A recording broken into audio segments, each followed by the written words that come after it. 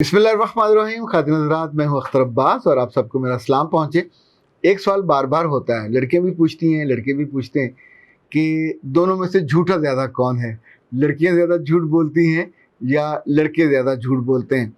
अगर मैं किसी एक की साइड लूँ तो फिर शायद नाइंसाफ़ी होगी।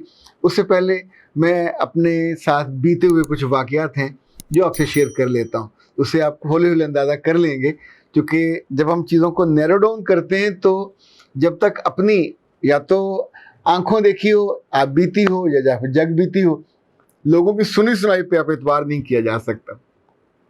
मेरे पास ऐसे बहुत सारे पेशेंट आते हैं जो लड़कियां होती हैं।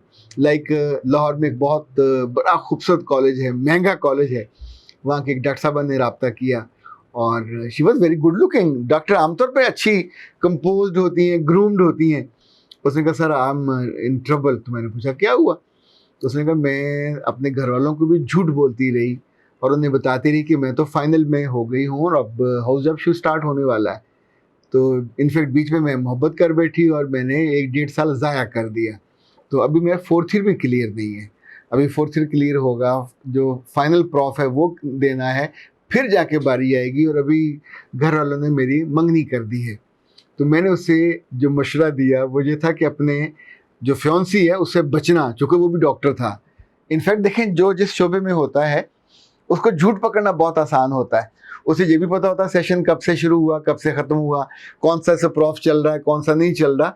तो आप उससे अपने झूठ को जितना मर्जी मुलम्मा करी कर लें, पकड़े जाते हैं। एक बात और याद रखिएगा, जब आप एक झूठ बोलते हैं, फिर दूसरी दफ़ा, फिर तीसरी दफ़ा, तो झूठ पे झूठ बंदा बोलता जाता है और बिलाखिर झूठों में लिखा जाता है। एक बात जो हम हमेशा भूले रहते हैं कि ज़िंदगी में फेक प्लेयर लेने के लिए हम झूठ बोलते हैं।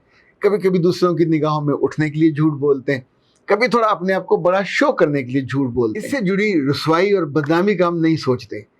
अगर एक लम्हे को यही सोच लें कि इस तर्ज अमल के बारे में खुद अल्लाह ने और उसके रसूल सल्लल्लाहु अलैहि वसल्लम ने क्या कहा, तो बहुत सारी आसानी हो जाएगी। चूँकि हमारी ज़िंदगी में हम अव्वल आखिर झूठ बोलते हैं, तो हमारे रोल मॉडल भी झूठे हैं।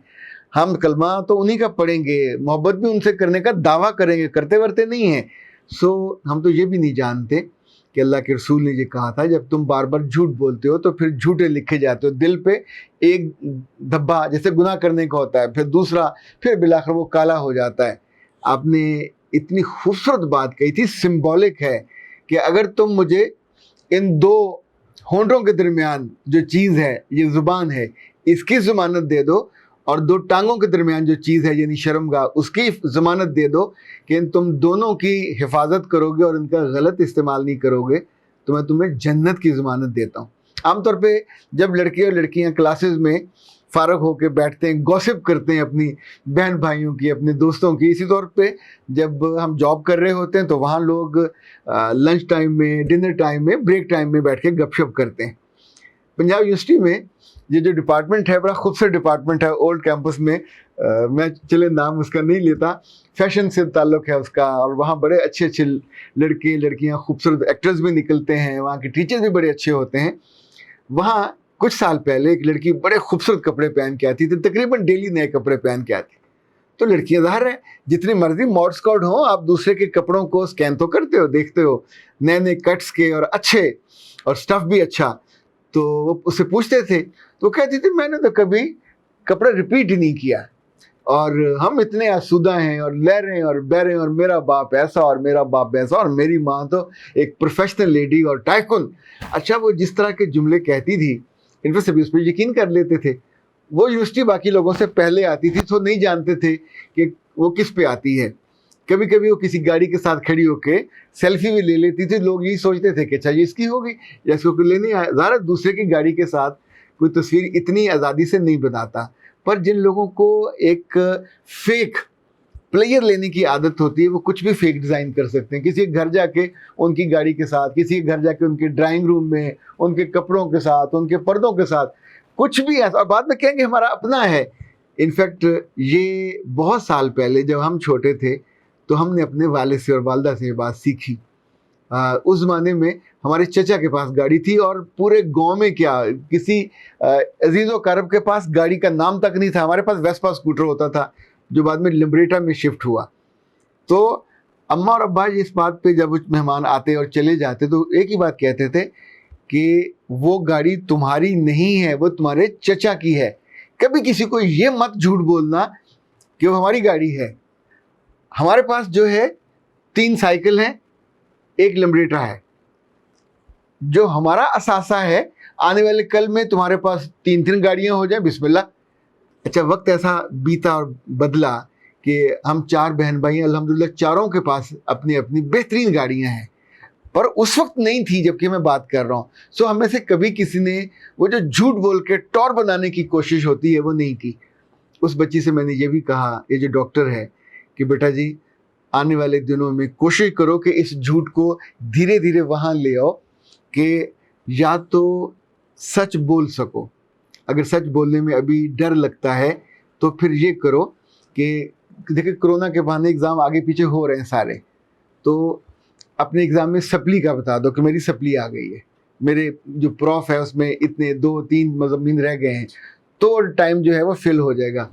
बुनियादी तौर पर याद रखिएगा, झूठ कभी छुपता नहीं है, ये हमेशा आपके हाथ से निकल जाता है, दाएं से बाएं से कहीं ना कहीं से आता है। अच्छा, वो लड़की जिसके सूटों की बात कर रहे थे, एक रोज़ ये हुआ कि वहाँ 2-3 डिपार्टमेंट्स की इकट्ठी क्लास थी। वहाँ आपको पता डिज़ाइनिंग के भी होते हैं, वहाँ जो आर्किटेक्ट है इसके भी बच्चे बच्चियाँ होते हैं, एमफिल भी होते हैं, बी के भी होते हैं और एमएस के भी होते हैं। ये सभी मुख्तलिफ जो ग्रुप्स के हैं, जो डिज़ाइनिंग वाले हैं, जो ग्राफिक आर्ट्स वाले हैं, सारे वहाँ होते हैं।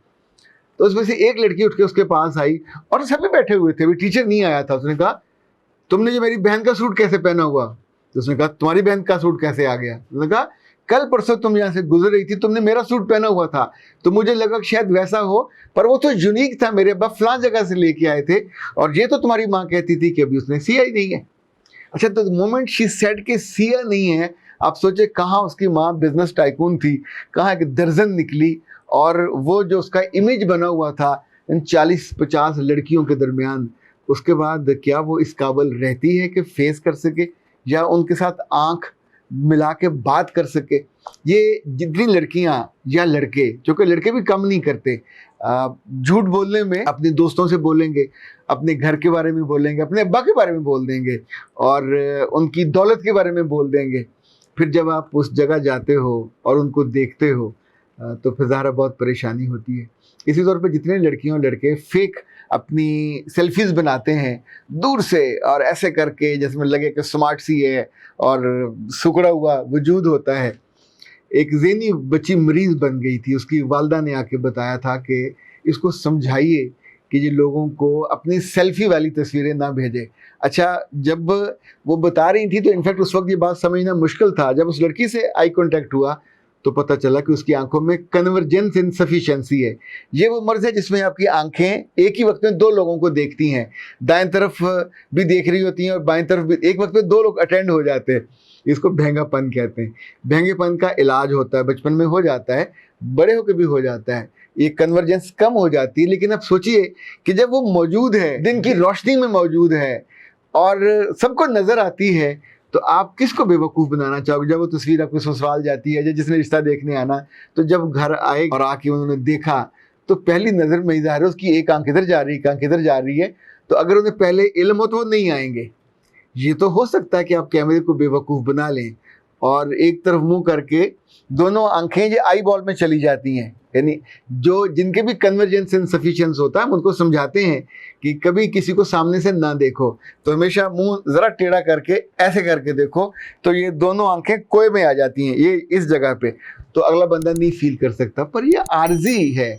झूठ जब आप इस बारे में बोलोगे और दूसरा उसको पकड़ लेगा तो रिश्ते से इनकार तो लाजमी होगा। फिर आपके पास वाई शर्मसारी के, और एंड ऑफ द डे आप सोचोगे कि वाई मी, सभी मुझे रिजेक्ट करके क्यों जाते हैं, जबकि मैं गोरी चिट्टी हूँ, रंग मेरा अच्छा है, मैं पढ़ी लिखी भी हूँ। तो बाबा लोग वो आपके झूठ को रिजेक्ट करके जाते हैं, क्योंकि वो दे आर नॉट एक्सपेक्टिंग कि आप उनसे इस मामले में भी झूठ बोलो। हमारे यहाँ कितने लड़के लड़कियाँ हैं जो फेक आईडीज़ बनाते हैं और फिर एक दूसरे से गुफ्तगू करते हैं।